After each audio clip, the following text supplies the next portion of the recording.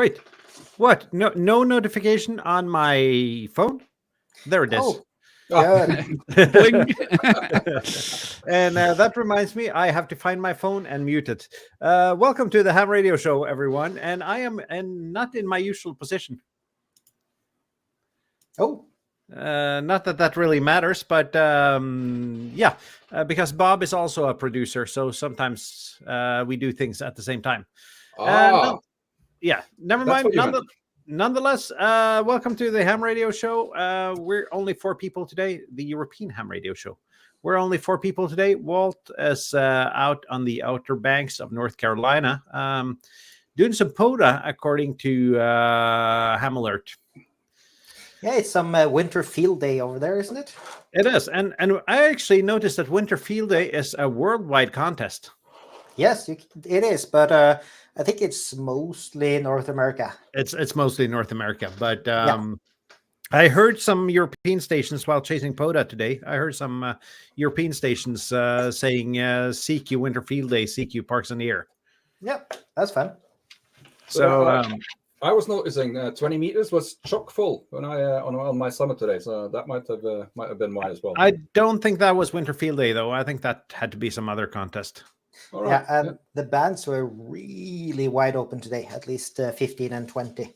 17 was really nice. I just figured I haven't been out doing POTA today. It was a long night at work yesterday, so I figured I'd call some CQ from home. Called 2 times and had a pile up on 17, and that never happens. No, that's fun. And I got Uncle Ginter in the log, so I was happy. That's cool. Hello, Ginter. So if you're here, Ginter, thanks for our QSO. So let's do our ham radio weeks then. Who want to start this week? Not everyone at once, please. I can go, please. I'll start. Okay, Tobias, please go ahead. Okay, so the first, I did a few stupid things. Occasionally, I'm making stupid mistakes. So here again, I have my bloody LED star. And what you need to realize is if you buy these USB-C adapters and you connect them to a USB-C port, nothing will happen because it's really just the plus and minus line connected and not the CC line that tells the USB-C port, hey, there's something connected, switch on the 5-volt power supply. So I had to spend another few bucks on an adapter USB-C to USB-A, and now the LED stars are working. So learn something new. And then what else did I do? Yeah, I played a bit with the QMX and started making a video about my build experience and what problems I had and so on, but it's not finished yet. And this weekend I was quite busy. I did 2 activations. So yesterday I went to my usual POTA forest and used the QMX and managed to do 15 QSOs, but it was a real struggle. It was really tough with 4 watts. And today I went out with the TS50 and did some regular SSB contacts. So yeah, got some ham radio done this weekend. Mission accomplished. Very good, very good. I've not done any ham radio this weekend except for a little bit in the chat. Kjetil, how was your week? It's been really busy. Like the last few weeks, I haven't done. Weather has been too bad, basically. But now it's cleared up quite a lot, and today it was decent. So I started first on one of these bad weather days doing a Mars mod on my G90. Got rid of that annoying little diode. And now it's open for 60 meters as well, or the full 60-meter band. So, yeah, nice I know, craftsmanship. I know to remove the diode. I noticed your choice of tools in your YouTube short there. yeah, very well done. That was not intended to be the choice of tools. It was most intended to be a very good thumbnail. But then when I barely touched it with the axe, then the diode just fell off. So it's really badly built, those radios. It might also be that your definition of barely touched is different from a lot of others. Never mind. That you shouldn't use an axe. As well now. I just got to say the comment from Ham Radio Passion here. He loves your axe mod. Yeah. Oh, that's so that was fun and really nice to use the G90 again. I've used it for a few activations. So I've done 5 POT activations last week. 2 times in Særlandskogen, where I was today. And today I ran 10 bands in one activation.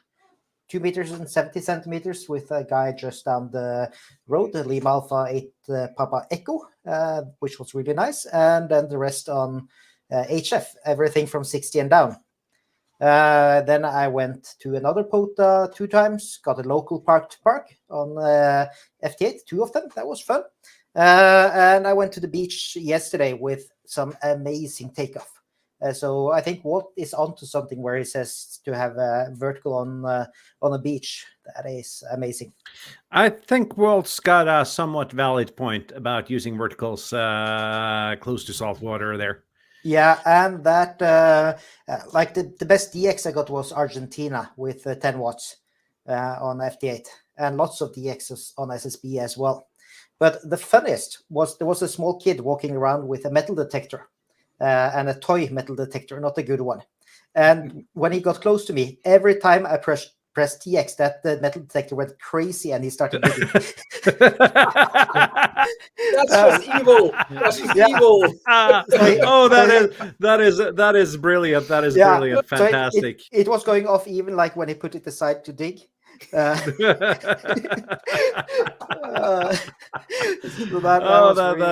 is amazing. That is I love that. I love that. That is fantastic. You should have spent a bit of chocolate on him. You're giving him something for his troubles. I don't weird. I have a picture in my head now, a middle-aged man giving kids chocolates on a beach. That could be taken wrongly. Yeah, a weird one at that, sitting like with a red radio and stuff. So no. Of course, you should not hold the axe in the left hand while you do that, right? Usually that axe is not with me on activation.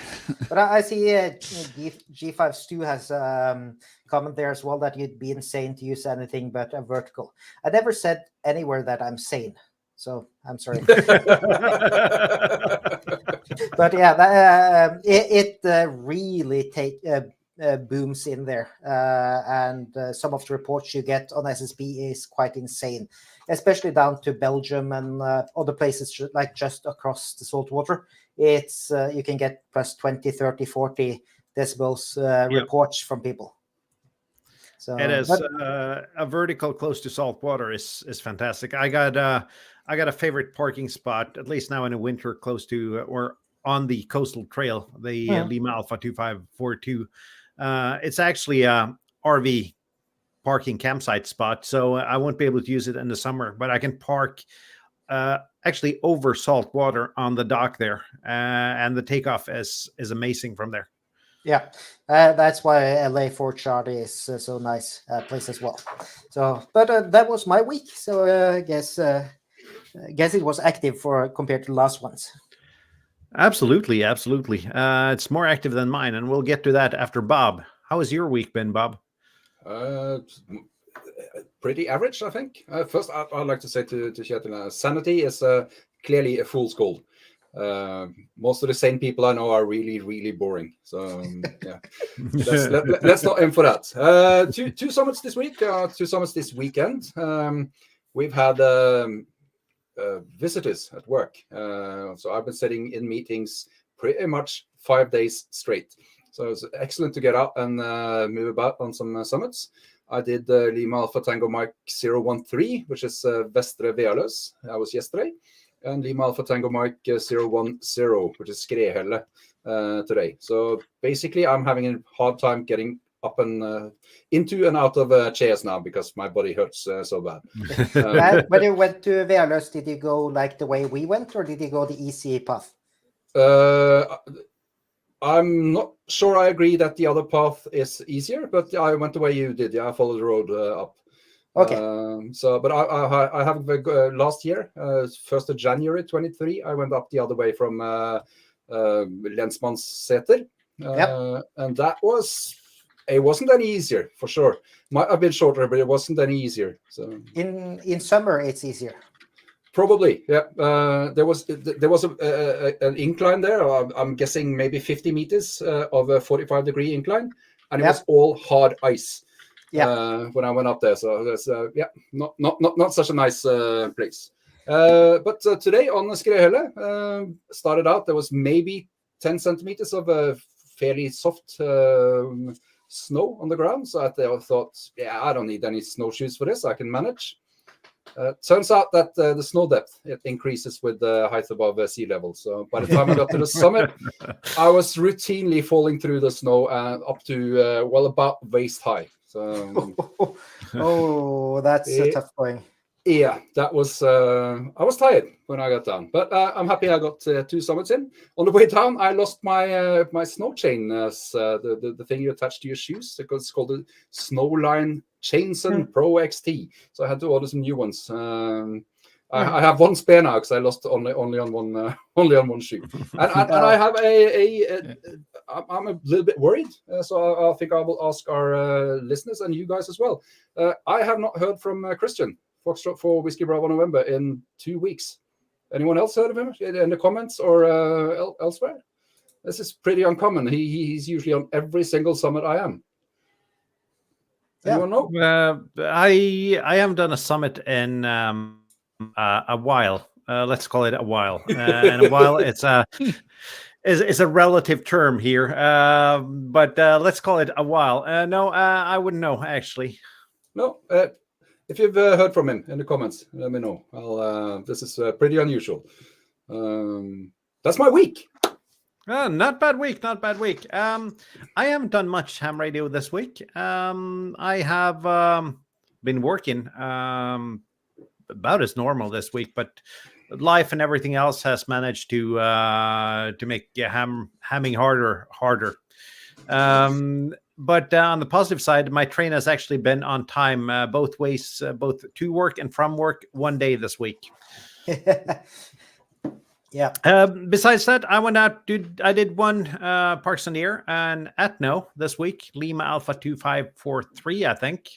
It's a city park in town here with a World War II memorial and a memorial for the terrorist attacks on July 22nd, 2011. Did an activation there together with the Lima Alpha 9 Delta Sierra Alpha and Lima Bravo 4 Lima India. 3-operator PODA. And LA9 DSA brought a DX Peak antenna.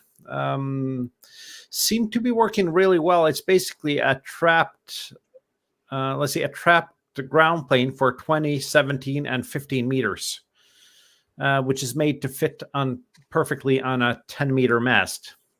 So that was a good experience. We did a lot of DX there, at least, or especially on 15 meters, all the way up and down the entire North American East Coast.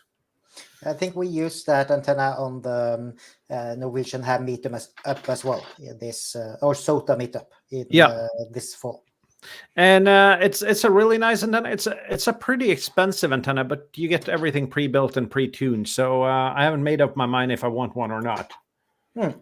Is that I'm thinking about this now? Are the other radials trapped as well?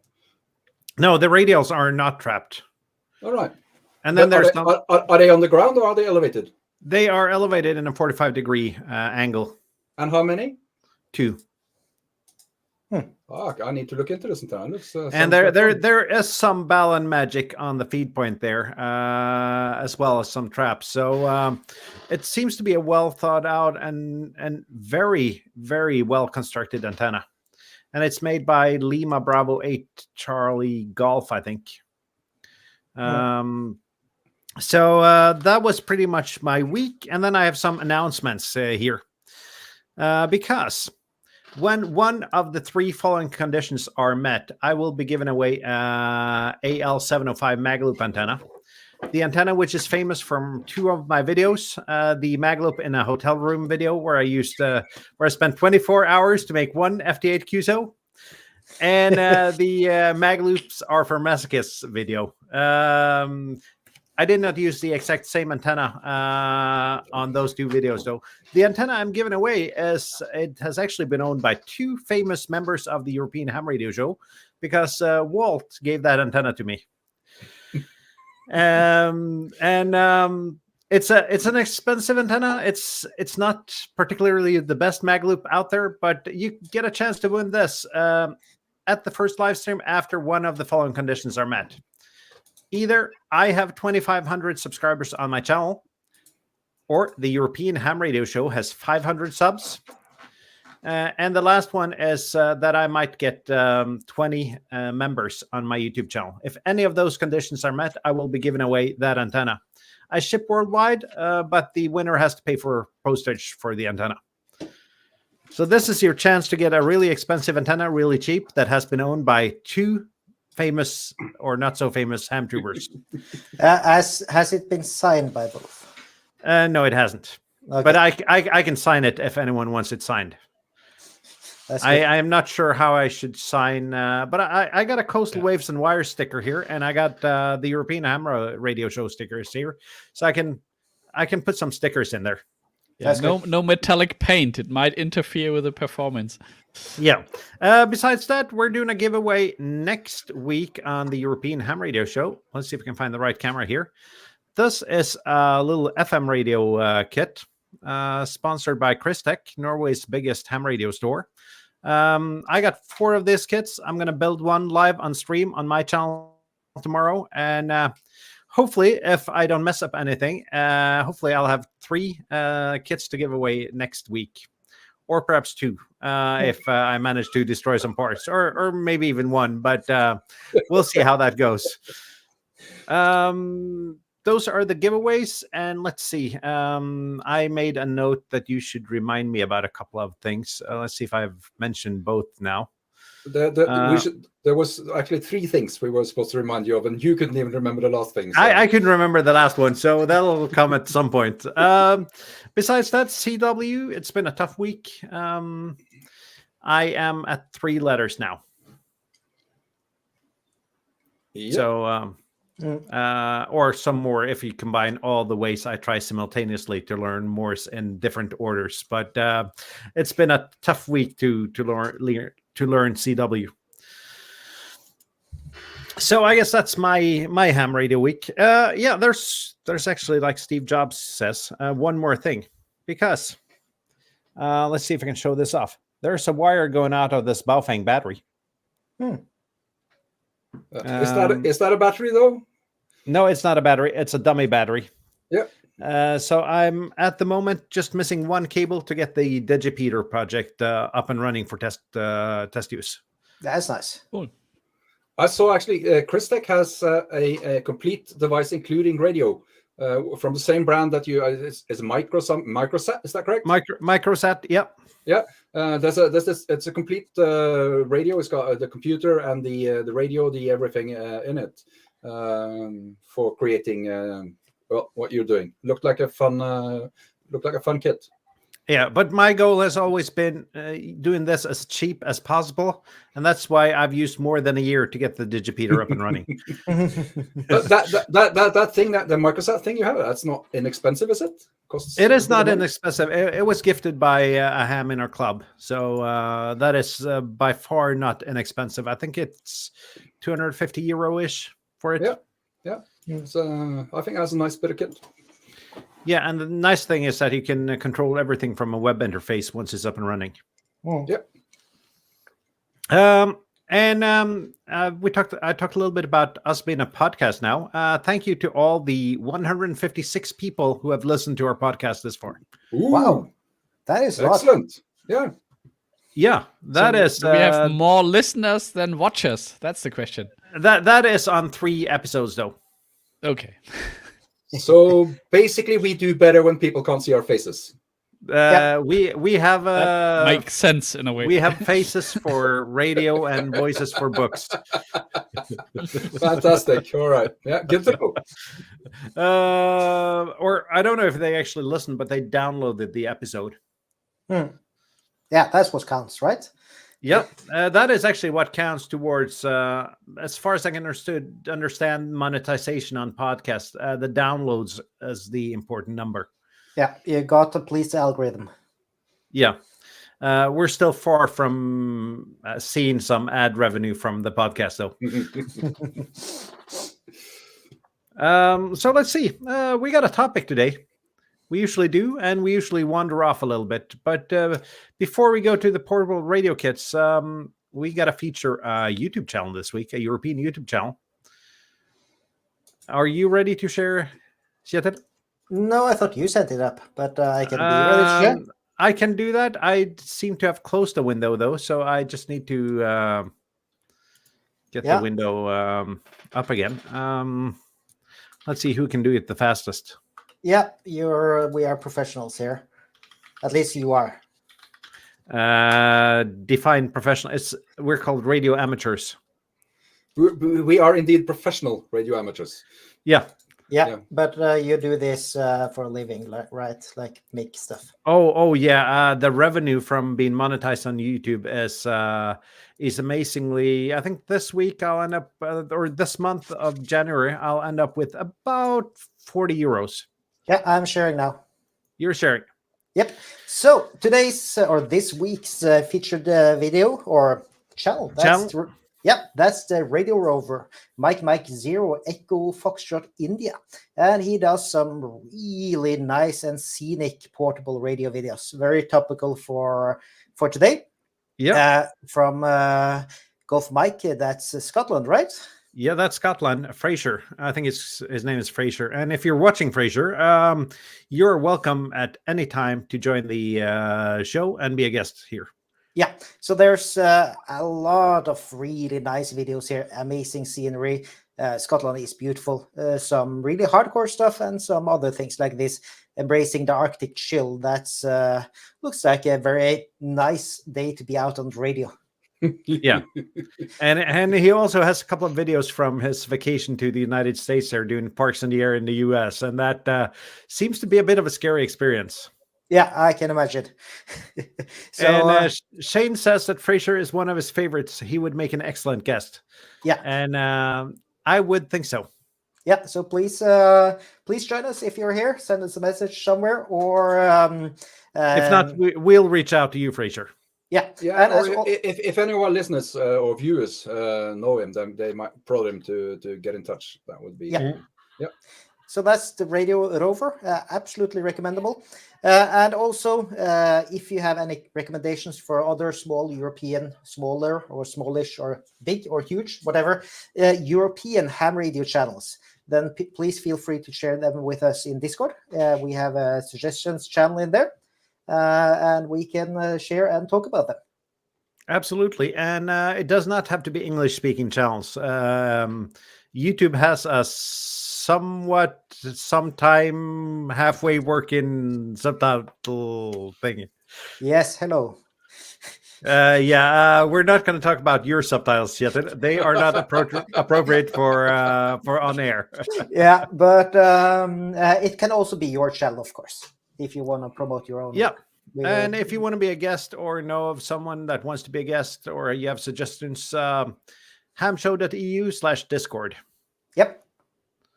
So I've been professional today, and I have made a presentation. Wow. It's called Portable Kits. A PowerPoint presentations. This feels like work, Martin. This is almost like work, but not quite, because in our Discord we asked you guys to submit some pictures of your portable kits, and we got less pictures than I anticipated, but we still got some. So first out is Sean, Ham Radio Dude, Whiskey 9 Fox, and he's got a minimalist kind of setup here. So what do we think about his setup? It's a nice radio, I think. It is. Envious. Yeah. It is a really nice radio. There are some political issues about that radio, but those issues aside, it's a nice little radio. And he seems to. Yeah, go ahead, Bob. Every time I see that radio, I find my way to one of the shops that sell it and look at it. And so far, I've avoided hitting the button, but it's getting really difficult. It's a gorgeous piece of kit. Yeah, Yep. I'd love to have that. I also love the battery label. And also for our podcast listeners that can't see the picture, it's Discovery Labs TX599 that he's got in his kit. Yep. And a battery that has a label saying front towards enemy. Yep. And I think that actually is a Denko battery, which I wish we could get here in Europe. Seems like the Americans have a lot more choices regarding nice batteries for ham radio than we have. Yep. And then there seems to be an NFED halfway with some kind of really small unknown in there as well. That looks like a 9-to-1, actually. I am not sure, actually. Can you count the turns? No. No, I cannot. So It's just it looks kind of a tree. Is it called tree filer when you round no, the 3 sets of I wires? think that is those are not 3 sets of wires, though. It's just really hard. It's really hard to wind such a small unknown, though. So Yeah. we'll ask Sean the next time we're in touch with him what kind of antenna that is, because I did Maybe not it's ask him. just a red wire on a normal Dash 43 core. Yep. Just for show. And then he also has this really nice winder that he has designed, and you can find those on Thingiverse, actually. I have one of those here as well. So let's see the next picture here, though. And since I don't get a preview of the next slide in StreamYard, this will be a surprise even for me. And that's Steve, Mike 1 Sierra Delta Hotel. And there are 2 pictures here. The first one is him on a lawn outside a hotel in Virginia, doing some portable radio there. And the second one is his kit. And we got a comment here from 45 Auto. It's an NFED half-wave kit that Ham Radio Dude now is selling. So, yeah, it's an NFED half-wave All right. Yep. that he had. And let's see what Steve's got here, though. He's got, looks like a camera backpack with some kind of... Is that G90 again here on the it's top? It's a G90. Let's see. He's got a LiFePo 4 battery. How many don't know watt how. hours is that? I can Up to see if I say? can find... but I got Discord here, so let me find the picture on Discord. And Well, Steve is in the chat. He can tell us. Steve can probably tell us as well. There's an antenna on a winder there. I can see some rope, so it looks like a pretty self-contained kit there. Yeah, and a VHF UHF handset as well. That's And, the Anytone, I think, isn't it? Yeah, that is an Anytone 878. Yeah, I did not notice that. And a small fiberglass mast, it looks like at the bottom. Yeah. So a pretty self-contained kit. And Steve says it's a 6 amp hour LiFePo 4 battery pack. And that's plenty for the G90. And it's allowable on planes, which is very good. Yeah. Really? Is there a size limit? How much are you allowed to take? Or are you allowed to take anything? 100 watt hours. Any more Sorry, than what was that? 100 watt hours, and any more than that, you get to leave it in security. Yeah, good, but 100 watt hours is already huge. Yeah, you don't want to lug that around, do you? So, and you actually have to, it has to be written on the battery so that in theory it should say 100 watt hours, and so they don't even have to calculate it. Otherwise, and it should not say front towards enemy as the last picture we showed. Yeah. So that might be problematic. Yeah. and speaking about that, 45 Auto's got a really good comment here, and that's that Ham Radio Dude got that radio before the Ukraine war started. So we're not shaming you, Sean, because that's a really nice piece of kit. It's just at the moment I wouldn't buy it. So let's see who's next. Oh, birds. That is Fox4 JSU. He's a relatively new user in our Discord. He's got I think that's the TYT, which is similar to the Retivi's RT85, just a basic, really good 2 meters, 70 centimeters analog handheld. And that seems to be in Paris. Yeah, that's it's hard to tell from this picture, but the Eiffel Tower is in the background there somewhere. Yeah. And besides that, it's got another picture here with an 891. Seems to be everyone's favorite portable rig there. I don't know if with there's some hand printed holders on the side, or is that, is that 3D printed rails. Exactly. And, I should actually get some rails for my 706 because I am a little bit scared taking a radio that old out portable.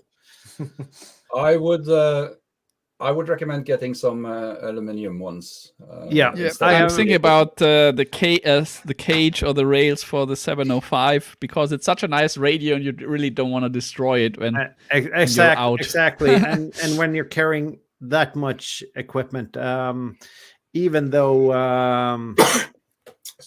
sorry, bless you. Yeah. I am considering a cage for that, and just not really sure how if I should make some, buy some. I don't know yet. We'll get to that when my picture shows up here. So let's see who's next, and that's Stuart, Mike 0 Tango Tango Quebec. And he's got a really nice spot for Parks on the Air with an amazing takeoff towards North America. And there are 4 pictures here, which I cropped a little bit, but the information is still in them. He's got everything. If we go from right to left, though, he's got a backpack here, which I guess contains everything. Then it's the 891, a separate speaker, CW key, and a microphone. And a linked unfed half-wave antenna, I think he wrote in the Discord. And that's something I've considered doing because that could give you the work bands on an unfed half-wave as well, as long as you link it. And it could also give you the option of taking a shorter unfed half-wave out when you don't need the lower bands. And then there's a mast strapped to a fence there. Yeah, the mast with 2, I think, what is that, car roof rail strap thingies to hold it on a wooden pole. Yeah, I carry a large assortment of different kind of straps, elastic and non-elastic and rope and everything with me in my kit. So I can rig up everywhere, but I usually just put a mag mount on top of my car. Yeah, same here, like zip ties and those stretchy pads are really nice. The one with hooks on that always come flying in your face. And Steve, Mike 1 Sierra Delta Hotel says that Stuart's got a good video on his YouTube channel showing how to set up his gear at his location. So if anyone wants to take a closer look at Stuart's setup, you can just check his channel.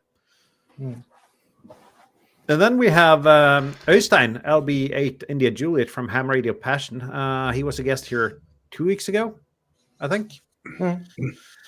And he's got a minimalist approach here, but he's got definitely the best picture, which shows things in a little bit of detail here.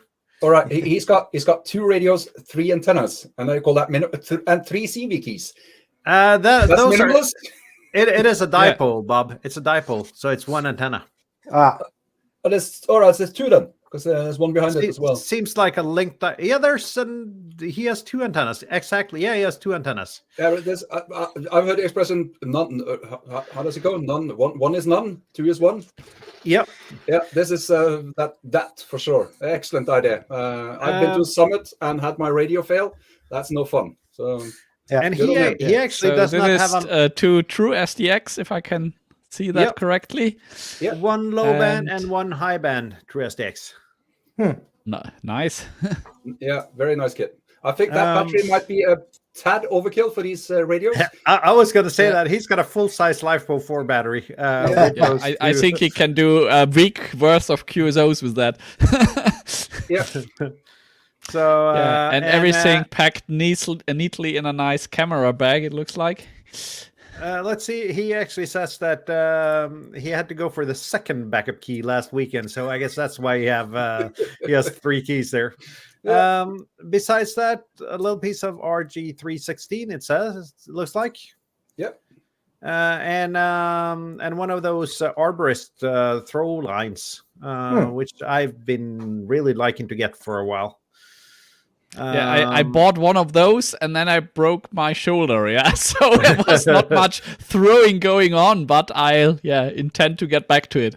It seems so much safer than using a water bottle or a wrench or something else to get wires up in trees.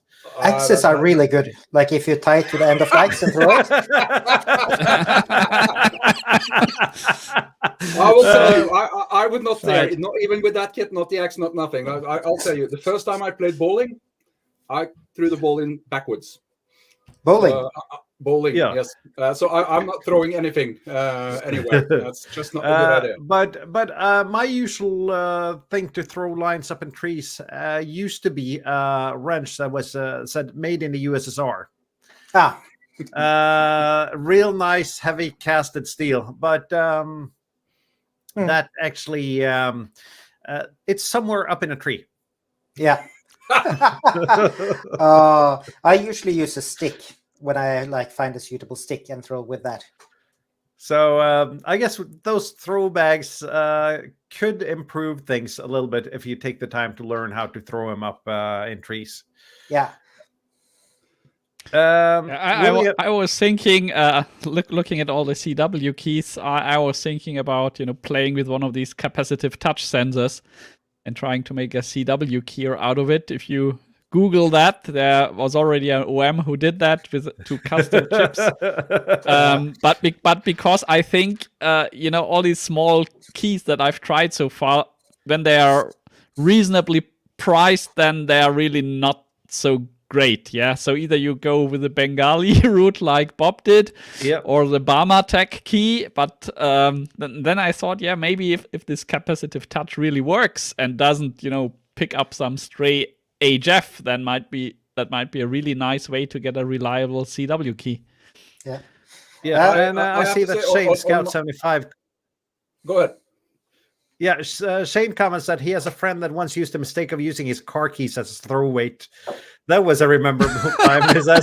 I would guess. Oh dear, yeah. That's the kind of thing you do once, and talk about it. I would say for a capacitive touch CW key, this is way out of the things that I know anything about. But I'm really happy with my key with the tiny bit of resistance that it offers, because it's awfully simple to just touch that key when you didn't mean to send something. So just a slight bit of resistance, I think that's a very, very good thing. So I have a feeling I would hate a capacitive touch CW key. Yeah, that's why I think there's also a cheap Arduino library, or for the Raspberry Pi Pico capacitive touch library, so you could just try it, put it in, a bit of metal on and see how it does, right? Yeah, true. So maybe that's an experiment for the next weeks. Let's see who's next here. But one question for Øystein first, if he's there. Well, let's go back to his slide. Yeah, since you have 2 radios, do you do one on each hand? Since you have two antennas, 2 bands, 3 keys. Does that come down a bit further down the line? But I see one failure point in Øystein's kit, though. One backpack? I don't know if you guys see that. He only has one piece of coax. And what's the one thing that usually fails when out doing portable? Yeah, the connector breaks at the end of the coax. So good tip for you there, Øystein. Get a second piece of coax. Okay. So, and he says that one of the radios goes from 10 to 20 and the other from 20 to 80. So he does not use both. He could do it on 20, though, I guess. Yeah. No, I meant like you could do one on 20 and one on 40 at the same time. Yeah. And double activation. Yes. One operator, 2 radios. This is Shane's kit. Scout 75 on YouTube. And let's see what he's got here. He's got one of those nice bioenno batteries, which we again can't get here in Europe. Mhm. And is that an 817, 818? Shane, I saw you in the chat. Perhaps you could just tell us a little bit about it, but it looks like an 817, 818. I think it says 818 on the. I think so, and it looks like the exact same rails as I had on my 817. Are these 3D printed? No, those were aluminum ones. The ones I had. Are you sure it wasn't aluminum? Depends where in the world you are. Well, we are in Europe. Yeah, but I speak American English though. So, and looks like there's a couple of pockets there, but it looks like, well, when you consider the size of an 818, it's a small compact kit.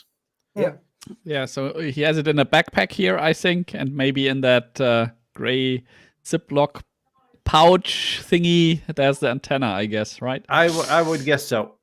Looks The really nice nice. thing about the 817 and 818 is you can get the aftermarket batteries that will give you the full 5 watts. So you don't actually need the external battery.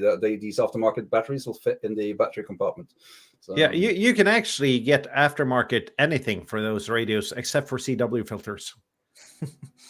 all right. Yeah. So it's as customizable as a Mazda MX-5.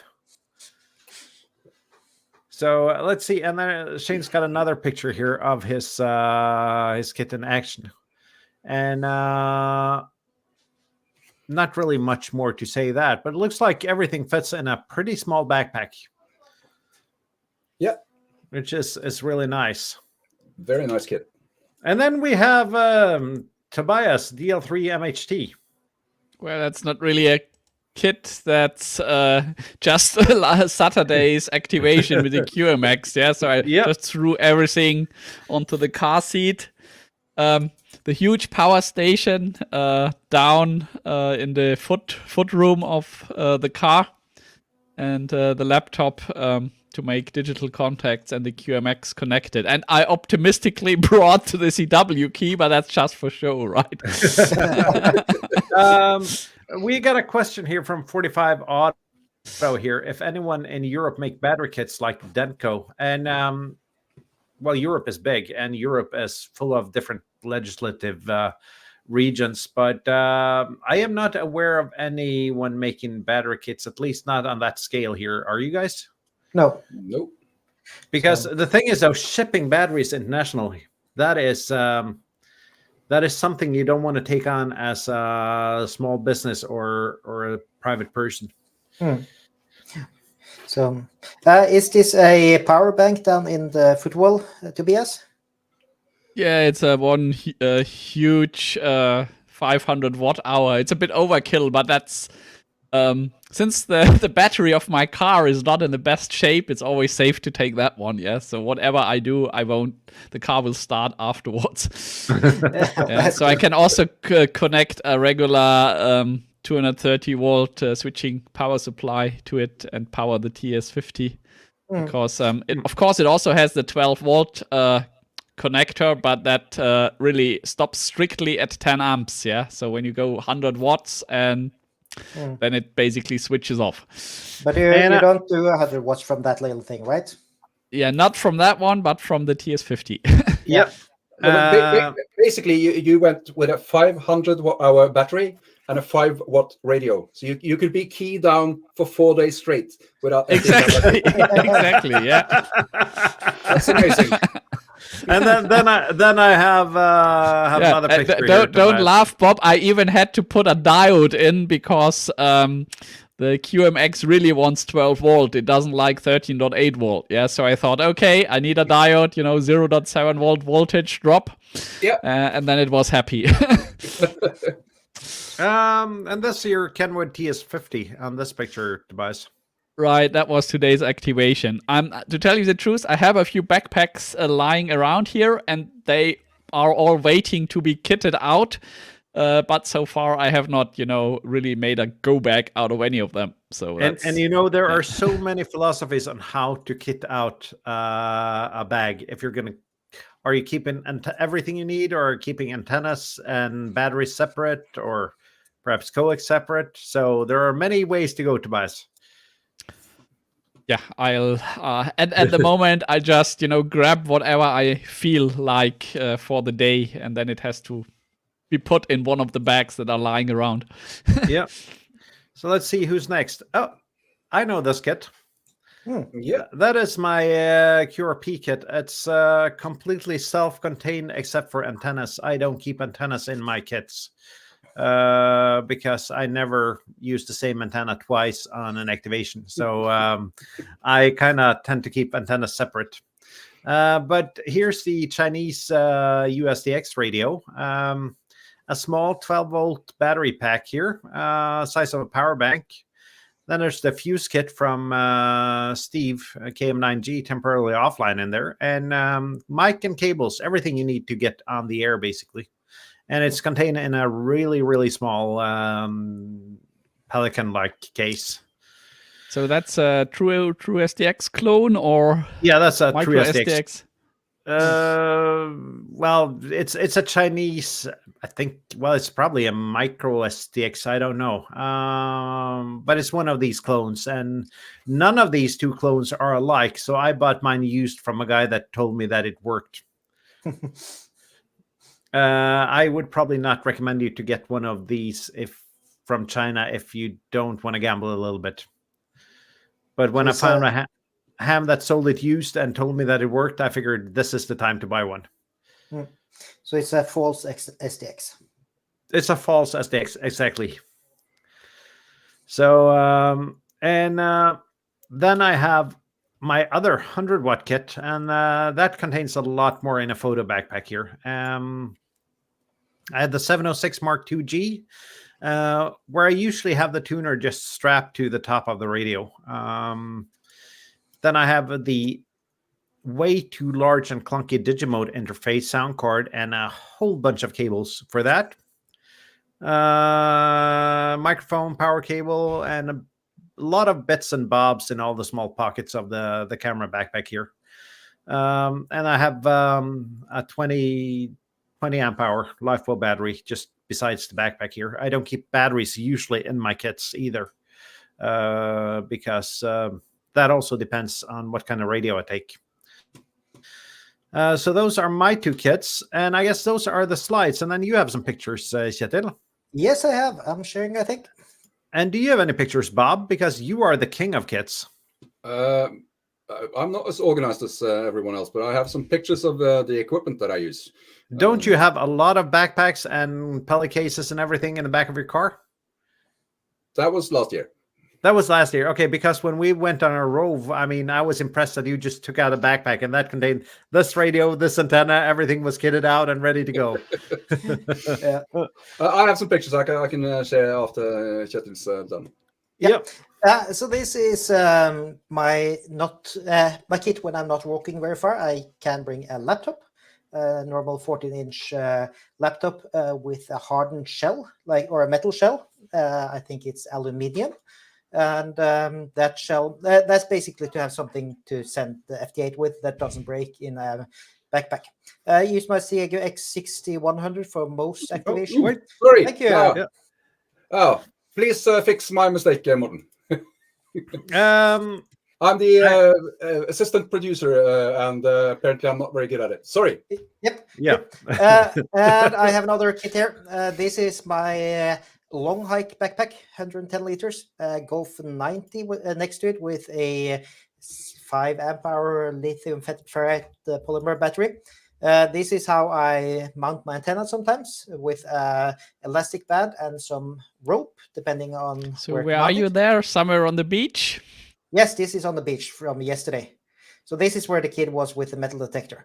But he was about this distance from my antenna as well. So that was fun. This is a typical antenna I use. This is just a ground plane antenna for 20 and some winder from Morten. If I want to go high power, I use a Kenwood TS480 set with a bit heavier battery. And in this one, I also have a manual tuner that I got from Vlad, Lima Bravo 8 India Golf. And that has been with me many places. You just put some wires into it and you can tune manually. So how much pain is that to tune those up? I mean, I only have the experience with my Magloop, and it's a pain in the back. Manual tuners are pretty easy to tune, though. Yeah, you just key down and you just send a low power, and you have a dial LED that tells you when you're in tune or not. As well. Okay, so basically, it's also not as narrow as a Magloop. No, it's not. You can be in tune on the entire 20-meter band if you have the correct wire. I am actually at the point where I can almost tune a manual tuner as fast as an automatic tuner. Yeah, it is. At least when you get to know it. I used this for like 3 years as my only antenna tuner doing SOTA and for a fauna. And I knew the settings from each band. So I knew where to put it when I wanted to go 20, 40 or whatever, roughly. And then fine tuning was then really quick. So you get used to it. That's 400 watts, right? Or he said it should go up to 150 or so. I never smoked it, but I mostly used it with 10 watts. Okay. Yeah, not with it. This has a decent tuner. Can tune 3 to 1 or something. So what's the black box underneath? That's the tuner, or is that the base unit of the TS whatever 480? That's the base unit, and that's the head unit, and there's 2 meters of cable between them, so it's horrible for portable operations. And you then have this really short microphone mount that has to go into the base unit. That makes no sense at all, does it? That is Japanese product design at its finest. Yeah, because one would think if you mount that in a car, the base unit might go into the trunk, and then you have a problem with the microphone cable. And you also usually have a problem with the speaker, Tobias, because there are usually no speakers on the head unit. Well, this one is in the head unit, but you can actually extend it with normal Cat5 cable and just like a crossover or extension for that. So that is quite good. And let's see, that one is the same basically. I use a tablet sometimes when I'm out portable. And the last one is just to have the correct tools with you. Just a question, guys. Do you really use HEMRS on the mobile phone? I was really struggling today. I need a tablet or a small laptop or anything. I think just 5-inch displays is a challenge when you have a pileup. I do that, and it takes some time to get accustomed to. But once you can usually do it pretty fast. And once you have used the autocorrect enough on all of the hunters, usually you have suggestions for their call signs as well. Okay, so the 10 call signs that always call you will be remembered, right? One night, Sierra Papa suggests 8 Quebec Charlie and such. So okay. Yeah. There's one good tip that I learned from Morten, which is put your keyboard on US English. Because it's got bigger squares, because there are fewer letters. I think that would go for German as well. But I would probably go for German as well. Or do you have your umlauts on separate keys, Tobias? Yeah. Yeah. Then if you put a US English keyboard, but then you would have the Y and the Z in different places. As opposed to a German keyboard. That will be doable. But I don't know. Maybe 8-inch tablet or something like that would be the better choice then.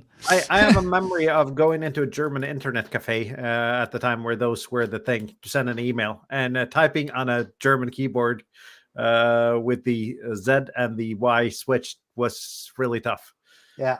But HEMRS is a great tool when you get to use it. It's not perfect, but it's in my opinion, it's the best mobile logger, though.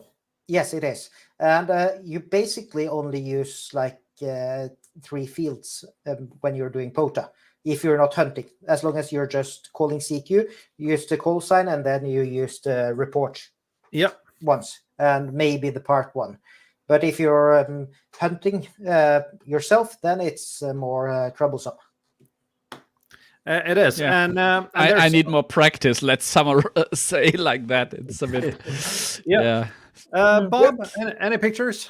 Let's see. I'll try and allow, and it just happens. Fantastic. Yeah, because you are the master here.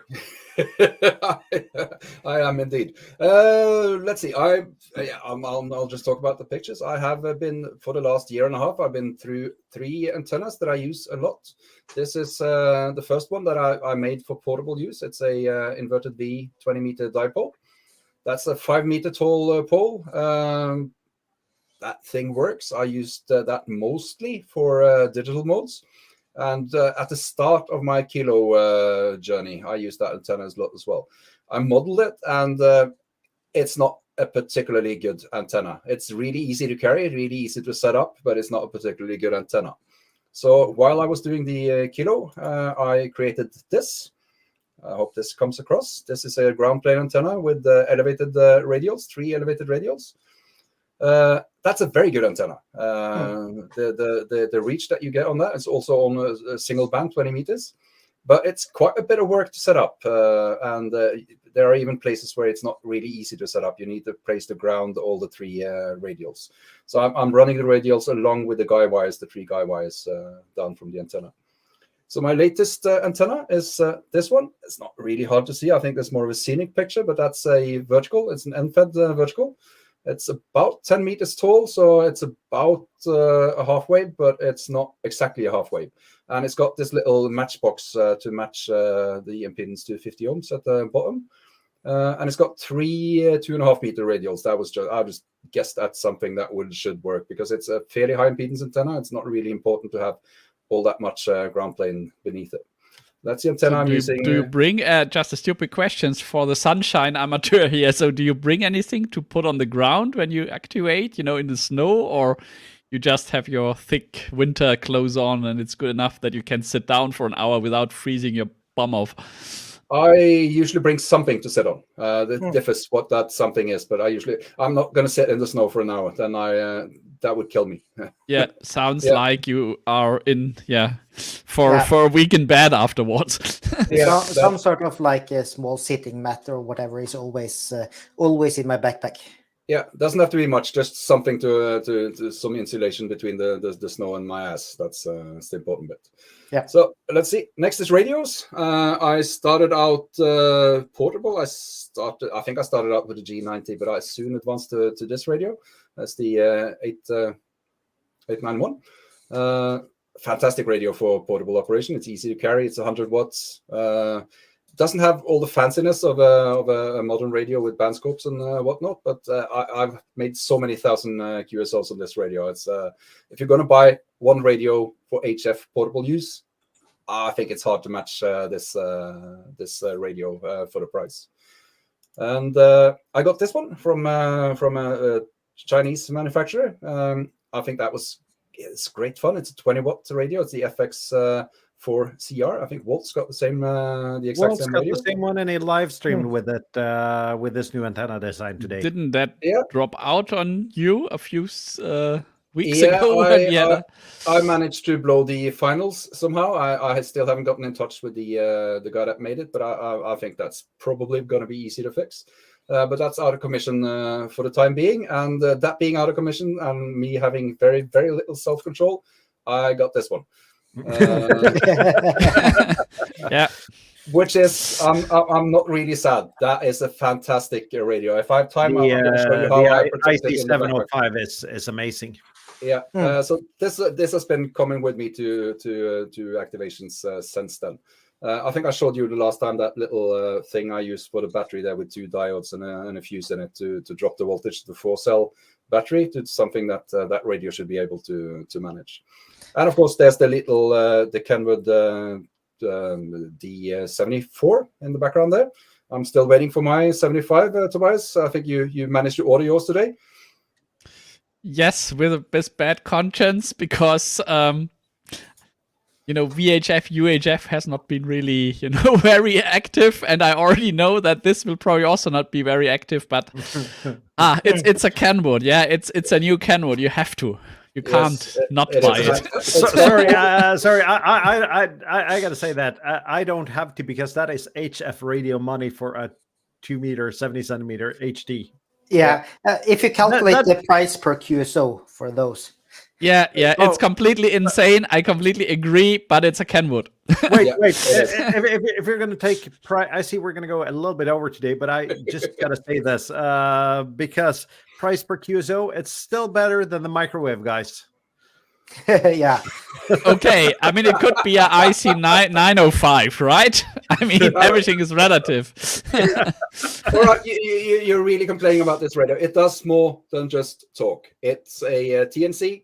It does APRS in the most sensible way of any portable radio, and it's a Kenwood.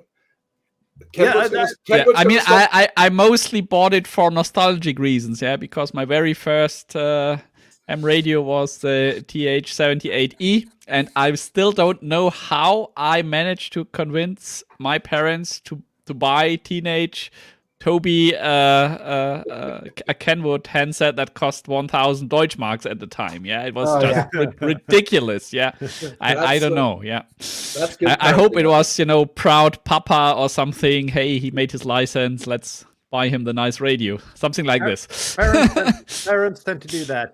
We got a question here from Ham Radio Passion, Øystein. What life before battery capacity for a 100-watt rig? And you're going to be surprised here because I use for an hour activation, I use about 3.5 to 4 amp hours. The more important thing is that it can deliver enough juice. So you need it to be able to deliver, say, at least 20 amps. Yeah, but that's 20 amps. That's just the extreme peaks on sidebar. Doing CW, I think that might be slightly different. So I would go for a battery that could deliver 20 amps sustained. But for single sideband, 15 amps tops is probably all right. I have batteries that claim to top out on 15 amps, and I've never had a problem with those on sideband. So the one I have, the 20 amp hour one, is 20 amps sustained and 30 amps peak. Yeah, and that's a heavy battery for putting in a backpack. It is my 100-watt radio battery. To say it that way, I got a 5 amp hour battery for lesser activations. But that does not deliver enough amps to be able to use it reliably with a 100-watt radio.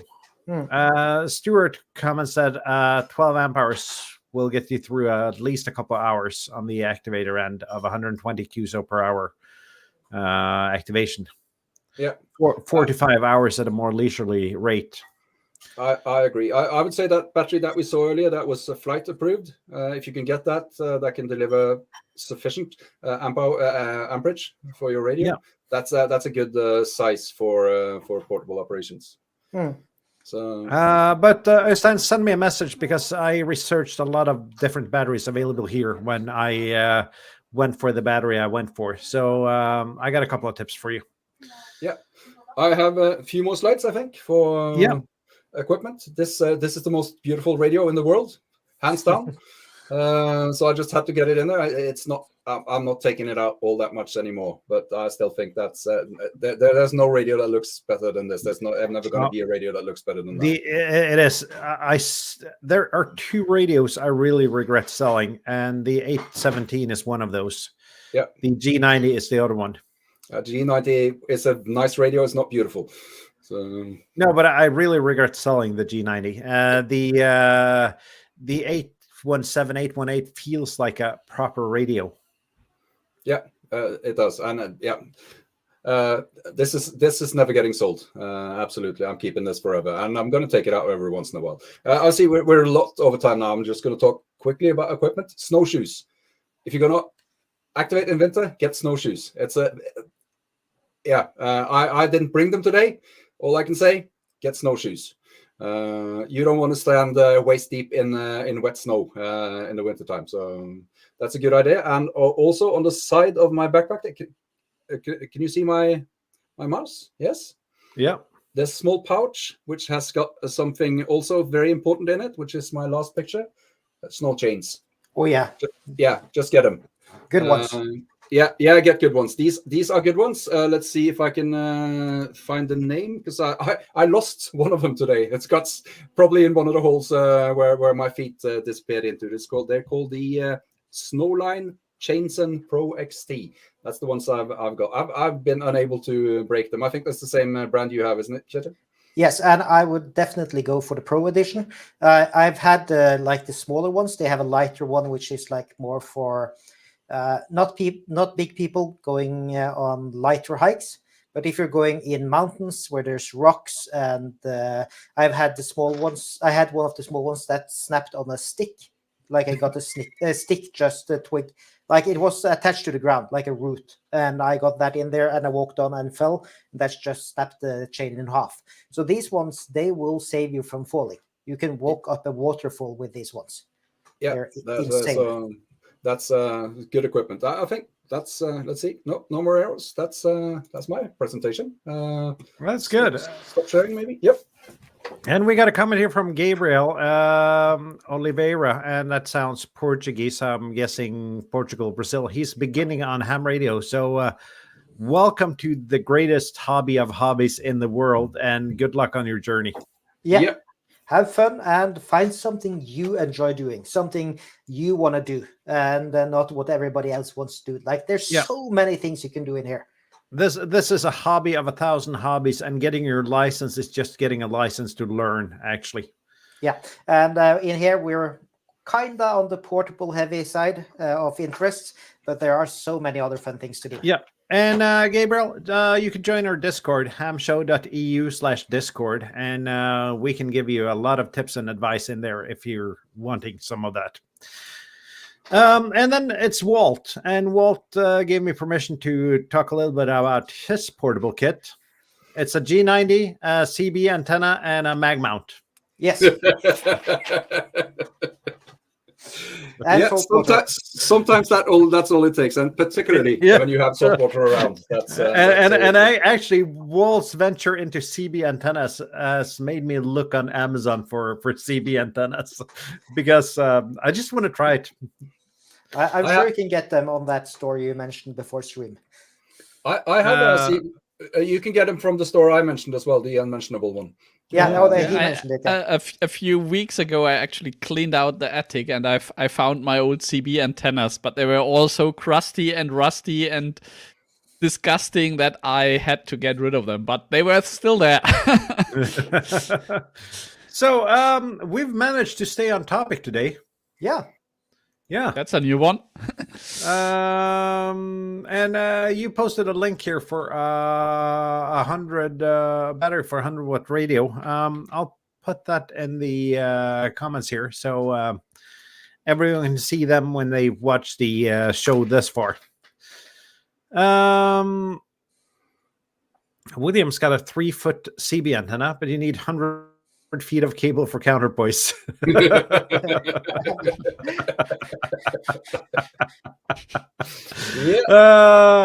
Let's see. I guess we're done, actually. I'll be going out for POTA tomorrow, and then I'll be live streaming tomorrow evening with the FM radio build. So when is that on? Sounds like fun, actually. It's on my channel at 8 p.m. All right. Yep. I'll see if I can. That'll be. Okay. You see, that'll I watched that from the couch and enjoy.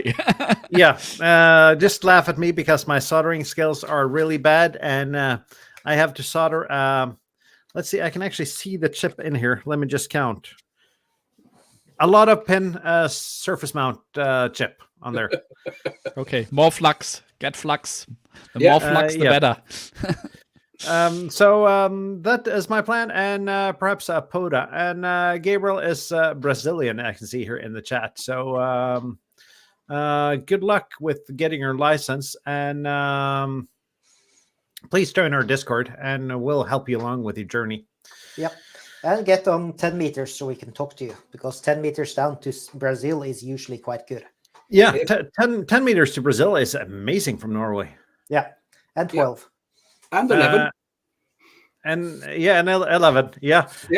But that was what I noticed just when 10 meters was starting to opening up. I noticed that Brazil was the first country I could really get there.